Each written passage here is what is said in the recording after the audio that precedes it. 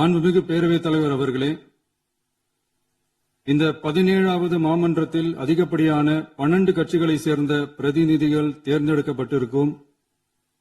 நாம கொள்கை ரீதியாகவும் நிலைப்பாடு ரீதியாகவும் வேறுபட்டு இருந்தாலும் மக்கள் பணி செய்வதுதான் நம்ம எல்லாருக்கும் பிரைமரியா இருக்கிற ஒரே எய்ம். அந்த வகையில தான் நம்ம எல்லாருமே நம்ம மக்களால் அங்கீகரிக்கப்பட்டு சட்டமன்றத்திற்கு வந்திருக்கிறோம். அதனால நாம கருத்தால் வேறுபட்டாலும் மக்கள் சேவை என்ற நோக்கத்துல நம்ம மாநிலம் சார்ந்த விஷயங்கள்ல நாம எல்லாரும் ஒன்றிணைந்து பயணிச்சா நம்ம தமிழ்நாடு என்னைக்கும் எதிலையும் முதன்மை மாநிலமாக திகழும். ஆளுநர் உரைக்கு நன்றி தெரிவிக்கும் தீர்மானத்தில் பேசின மாண்புமிகு உறுப்பினர்களுக்கு நன்றி. எதிர்த்து பேசினாதான் எதிர்கட்சின்னு ப்ரூவ் பண்ண முடியும்னு நினைச்சுக்கிட்டு பேசின எதிர்கட்சியை சேர்ந்த எதிர்கட்சி தலைவர் உள்ளிட்ட மாண்புமிகு உறுப்பினர்களுக்கும் வணக்கமும் நன்றியும்.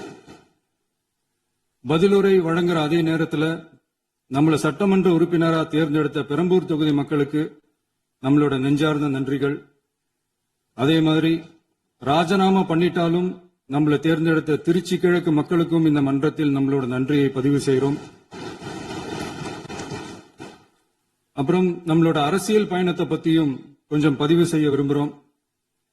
நாம ஏதோ ஷூட்டிங்ல இருந்து நேரா வந்து சிஎம் ஆன மாதிரியே சில பேர் ஒரு இமேஜ் கிரியேட் பண்றாங்க. அவங்களுக்கு அவங்க ஆசைப்படுற லாங்குவேஜ்லயே சொல்றோம், அது வெறும் ரீல் தான், ரியல் கிடையாது. ஒரு சாதாரண நடிகனாத்தான் நம்ம கெரியர் தொடங்குச்சு. அப்புறம் அப்படியே சின்சியரா உழைச்சு மேல வந்தோம். நம்ம கெரியர்ல நாம மேல வந்ததுக்கு இந்த விஜய் ஒருத்தன் மட்டுமே காரணம் இல்ல, அவனோட உழைப்பு மட்டுமே காரணம் இல்ல. இந்த விஜயோட உழைப்புக்கும் உயர்வுக்கும் பின்னாடி இருக்கிற ஒட்டுமொத்த தமிழ்நாட்டு மக்களோட அன்பும் அரவணைப்பும் தான் காரணம்.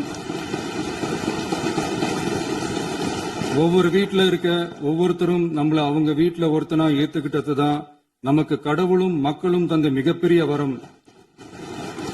அதுக்காகவே கடவுளுக்கு சமமான நம்மளோட சொந்தங்களான தமிழக மக்கள் அனைவருக்கும் மீண்டும் மீண்டும் நன்றி.